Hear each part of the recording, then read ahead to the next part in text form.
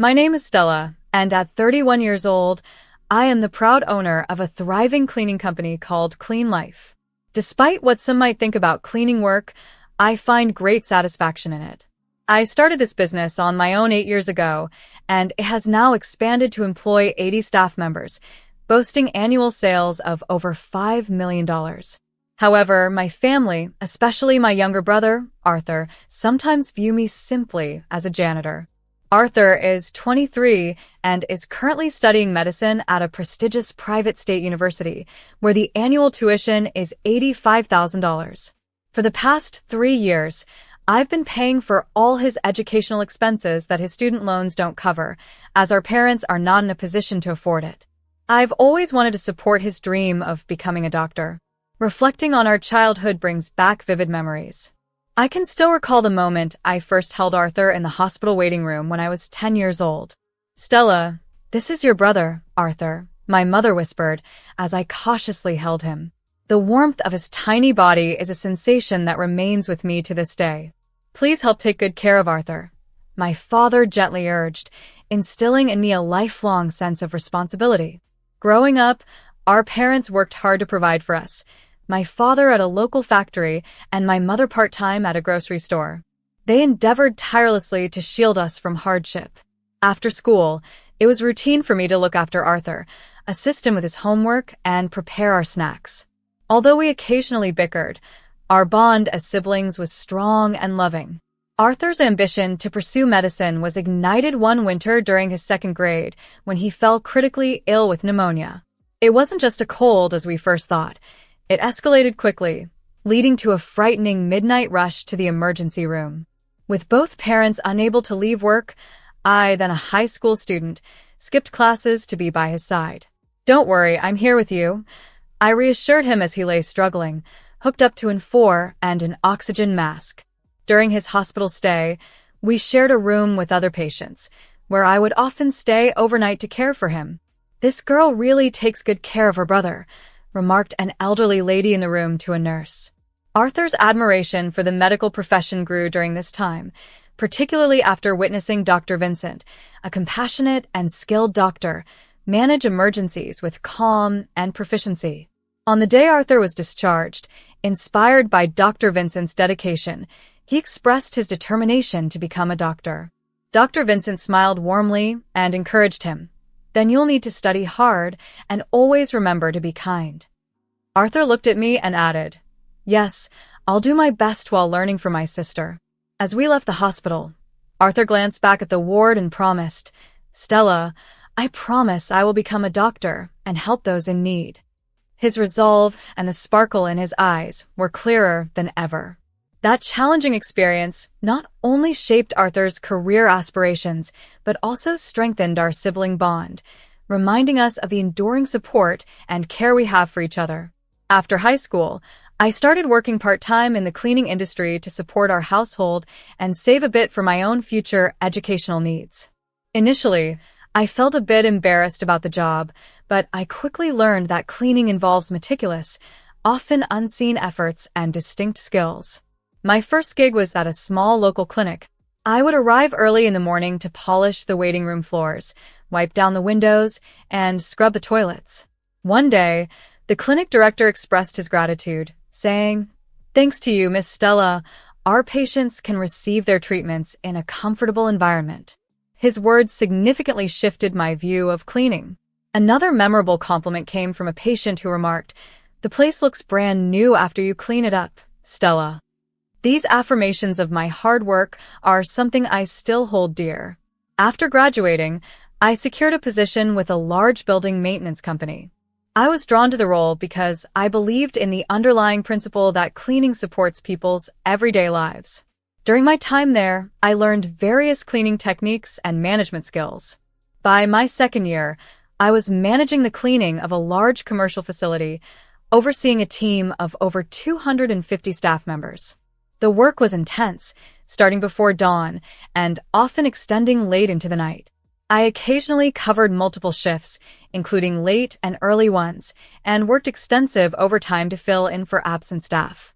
These were incredibly busy days, but they taught me invaluable lessons. Our team was diverse, from elderly workers with years of experience to part-time housewives balancing jobs and family life. Listening to their stories in the break room, elderly employees struggling physically and housewives juggling shifts and childcare responsibilities, I started to envision running my own business. I wanted to create a better work environment for my colleagues, one that would support their lives as much as they supported others through their cleaning. Encouraged by an older colleague who noticed my dedication and attention to detail, "Stella, you are really suited for this job," I began to educate myself on business management. I read articles for budding entrepreneurs during my breaks and attended management seminars on weekends. Gradually, the dream of starting my own business began to take shape. Meanwhile, my brother Arthur, then in middle school, was ardently pursuing his dream of becoming a doctor. He consistently excelled academically. His desk was always piled high with textbooks and workbooks. Despite our tight family finances, which made private tutoring unaffordable, Arthur remained undeterred. He would arrive at school before anyone else and stay late in the library to study. On weekends, he was at the state library from opening to closing. "Arthur, you're working so hard every day. You'll surely become a wonderful doctor," our mother would say with a mix of pride and melancholy.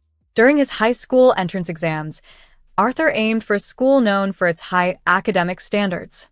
His dedication during this critical period was as intense as my commitment to my career, both of us driven by our ambitions and the desire to make a meaningful impact in our chosen fields. I was determined not to let Arthur abandon his dreams. "Don't worry, I'll support you with everything I have," I assured him, using my earnings to buy him reference books and secretly treating him to snacks when he looked exhausted. On the eve of his exam, I stayed up with him, soothing his anxieties. "Stella, what if things don't go well tomorrow?" he worried. "Don't stress, Arthur. You've prepared well," I reassured him. The relief and joy of seeing his examination number on the pass list are etched deeply in my memory. When he found out he passed, Arthur hugged me, tears in his eyes, saying, "It's all thanks to you, Stella. Thank you so much." At 27, fueled by a desire to forge my path, I resigned from my job to start my own cleaning company. I had managed to save $470,000 from my part-time jobs and years of work. Armed with a business plan, I approached various banks, but none took me seriously. The cleaning industry has a low entry barrier and too much competition, they said. Starting a business as a woman is still seen as a risk. Despite these discouraging words, I persisted. My first contract came through a recommendation from a former colleague. It was a basic cleaning job at an elementary school where her friend worked. The pay wasn't great, but it marked the humble beginning of my business. "Miss Stella, you clean so meticulously. We're grateful to have you," the vice principal commented. His appreciation led to another job, cleaning an office building managed by the PDA president. I worked tirelessly, managing the on-site tasks during the day and handling accounting and sales at night. During a late-night cleaning of an office, an employee who was also working overtime approached me.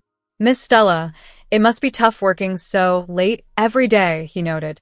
"No, I'm happy to help," I replied. That brief interaction led him to recommend my services for his company's office cleaning. Gradually, more job offers came in, and I was able to hire a few employees. My company started to thrive. Then, one day, a life-changing call came. "Stella, I got into medical school," Arthur exclaimed over the phone. His dream had come true. I couldn't contain my excitement and rushed to the university during a work break. When we found his name among the accepted students, we hugged and rejoiced together. However, our parents' expressions were mixed. Medical school tuition is over $90,000 a year, my mother said, her voice shaking. "We can't afford that. I'll pay for it," I declared impulsively. Though my company was doing well, financing such a substantial amount yearly would be challenging. "Stella, that's too much for you," my father said, worry clear in his expression. "It's okay. I want to support Arthur's dream," I insisted. Arthur, overwhelmed with gratitude, burst into tears. "Stella, I will definitely repay your kindness," he promised. Inspired by his words, I worked even harder. I went out daily to secure new contracts and strove to minimize labor costs by working on site myself. Seeing my relentless efforts, one of my employees said, "You're pushing yourself too hard. Let us help with what we can." Taking his advice to heart, I began delegating more tasks. Gradually, the company continued to grow, as did the number of our employees. In the midst of all this, my personal sacrifices increased significantly. I stopped spending on myself, skipping new clothes, and even working through holidays. Seeing Arthur thrive in medical school somehow made all my sacrifices worthwhile. Yet, as Arthur's academic journey progressed, I noticed subtle shifts in our family dynamics. At a family memorial service, the change became apparent. Our Arthur has been accepted into medical school, my mother boasted to every relative. Her stories were met with praises like impressive and how commendable, which visibly swelled her pride. However, when asked about me, her response was lukewarm. "Is Stella still in the cleaning business?" an aunt inquired. My mother's enthusiasm dimmed as she replied vaguely, "Well, yes." My father's behavior altered too. He began boasting about Arthur's aspirations to become a neurosurgeon at his weekly chess gatherings, reveling in the admiration of his peers. This praise seemed to bolster his ego. One evening at dinner, as I discussed a potential new contract for my business, my father interrupted, "Stella, how long do you plan to keep doing that kind of job?"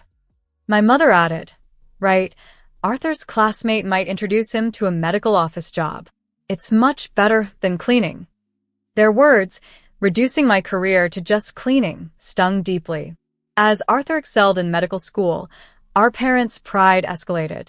They began to share his achievements with neighbors and during his hospital internships, boasting, "Our son is so well regarded by the doctors, he might stay on at the university hospital." My contributions, particularly how I financed his education, seemed to fade from their narrative. During the end-of-year cleaning, as I tried to impart some professional cleaning tips, my mother's hesitant look told me everything. "Stella, it seems this kind of job suits you," she remarked, a hint of resignation in her tone.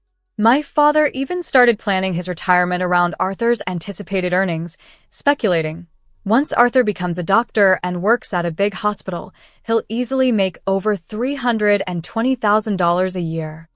Home conversations increasingly revolved solely around Arthur.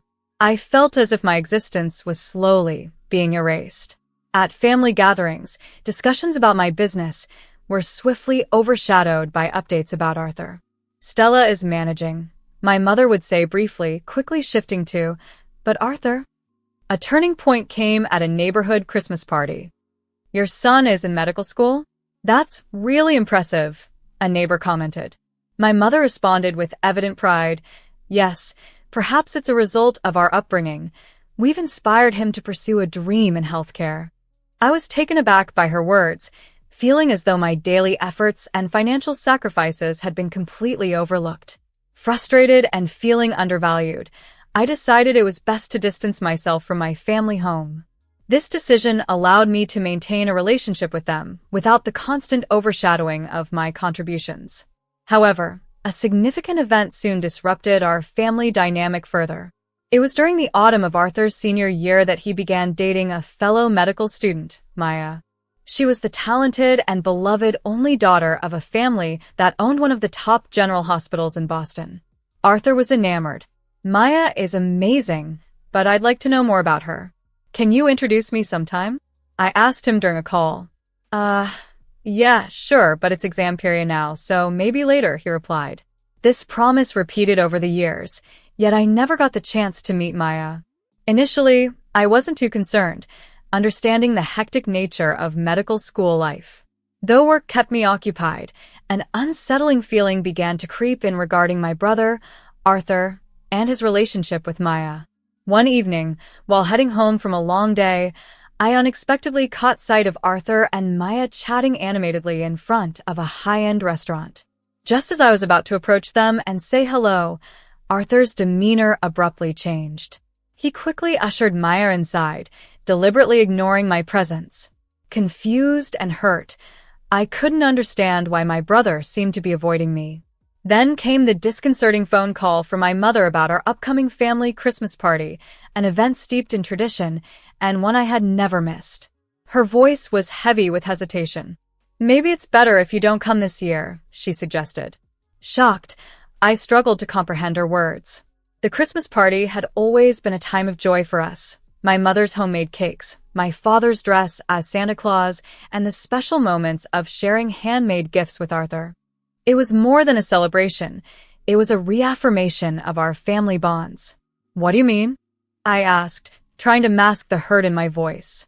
"Well, Arthur is bringing Maya, and her parents will be coming too," my mother explained, her tone uneasy as if she was withholding more. That moment triggered a flood of memories. Nights spent caring for a feverish young Arthur, supporting him through his middle school entrance exams, and the countless sacrifices I had made for his future. These memories now seemed like relics of a distant past. Ironically, I had already met Maya a few months earlier under quite memorable circumstances. It happened on the day of a cleaning service bid at the General Hospital. After presenting my bid alongside other contractors, I was reviewing documents for the next project in the hallway when a hurried woman nearly collided with me. "Oh, I'm sorry," she said, apologizing profusely. She looked familiar, and as I glanced at her name tag, it read Maya. Realizing she was Arthur's girlfriend, I introduced myself. "Are you Arthur's?" I asked. Surprised, she responded, "Yes, but I'm Stella, Arthur's sister." Maya seemed momentarily taken aback, but quickly offered a warm smile. "Oh, I've heard a lot about you from Arthur, but he never showed me a photo." We struck up a conversation, which flowed naturally, and soon we were deeply engaged in discussion. Maya was intelligent and kind, and I could see why Arthur was so smitten with her. "Could we keep this meeting between us?" Maya suggested playfully. "It would surprise him when we reveal that we've become good friends." I agreed, finding the idea fun. However, in retrospect, perhaps Maya wanted to keep our encounter a secret out of consideration for me. After that, we occasionally met for coffee. Then, the day after the unsettling call from my mother, Maya reached out to meet urgently. Her voice trembled as she spoke. We met at our usual cafe, and she appeared visibly distressed, her eyes red from crying. "Stella, I can't stand it anymore," she confessed, her voice shaky. "About the Christmas party, maybe I shouldn't say this." As I sat across from Maya in our usual cafe, the air between us was thick with tension. She took a deep breath and hesitantly started to share what she had inadvertently overheard, a conversation between Arthur and our mother that shook me to my core. Maya's family shouldn't find out that his sister is a janitor, they had said, worried that it could jeopardize Arthur's relationship and even his future career prospects in medicine. Hearing this felt like a betrayal, as if the bond one had with my brother for the last 25 years was being dismissed in a single stroke. Arthur had even suggested that I be excluded from family gatherings, seeing my profession as an obstacle to his ambitions. My parents had apparently agreed, rationalizing that it was for his future in the exclusive world of medicine. "Don't worry, Stella will understand," they had said, as if my feelings and sacrifices meant less than maintaining a facade to benefit Arthur. For years, I lived by the mantra, "Because you're the big sister," always putting Arthur's needs before my own. But now, this role felt profoundly shaken. As Maya continued, she revealed something even more personal. Her mother had been a janitor at a hospital for over 22 years, a job she performed with pride and dignity. "Cleaning is an important job that protects people's lives," her mother had always said. Tears welled up in Maya's eyes as she expressed deep respect and gratitude for her mother's work. At the Christmas party, despite knowing the conversation, Maya had expressed a desire to meet me, to which Arthur had derogatorily referred to my job as just a janitor. Overwhelmed, Maya's tears spilled over. "I can't be with someone who dismisses my mother's life like that," she said, trembling with emotion. That night, back in my office, I sat in the dark, lost in thought. The computer screen in front of me displayed the payment history for Arthur's tuition, over $90,000 paid over 5 years, not counting the additional loans I had taken out to cover his living expenses and tuition gaps. It was a stark reminder of the sacrifices I had made, the crystallization of my sweat and tears. Looking out the office window at the lonely nightscape, the phrase, "a janitor's sister," echoed hauntingly in my mind. But I am proud of my job. I support people's lives and maintain their environments. It's a role that is by no means a source of shame. In the days that followed, filled with anger and sadness, I received a brief message from Maya. "I've decided to break up with Arthur. I cannot be with someone who dismisses my mother's life like that. Thank you for everything, Stella." Deep down, I might have sensed that our situation would lead here, but the reality struck me hard and fast. That night, I made the difficult decision to stop paying for Arthur's tuition. A few days later, a notice of unpaid tuition arrived at the university. Confused and angry calls came from both my parents and Arthur. "What is this? Didn't you promise to pay for the tuition?" my mother frantically asked. "Stella, what happened?" "Arthur's future depends on this," she cried. It was a moment of reckoning. I realized I had to stand up for my dignity and show that my contributions and sacrifices were not to be taken for granted or hidden away as a source of shame. My father scolded me, but I stood my ground firmly. "If having a janitor as a sister embarrasses you, then you shouldn't expect any help from me," I responded with a calm voice. Arthur, clearly distressed, called me. "Stella, please, can you pay for my tuition?" he pleaded. "Why should I?" I asked, equally calm. "Am I not just a shameful janitor to you?" He admitted his mistake. "I was wrong and I'm sorry." Arthur, embarrassed by his earlier disdain for my job, realized the gravity of a situation when no other relatives would extend their help. His previous arrogance had worn thin their patience. Arthur had started medical school with a sense of superiority, but he soon decided to apply for a scholarship and took up a part-time job. A month later, he visited my workplace, noticeably thinner. "Stella, I'm truly sorry," he confessed, his voice a mixture of regret and newfound humility.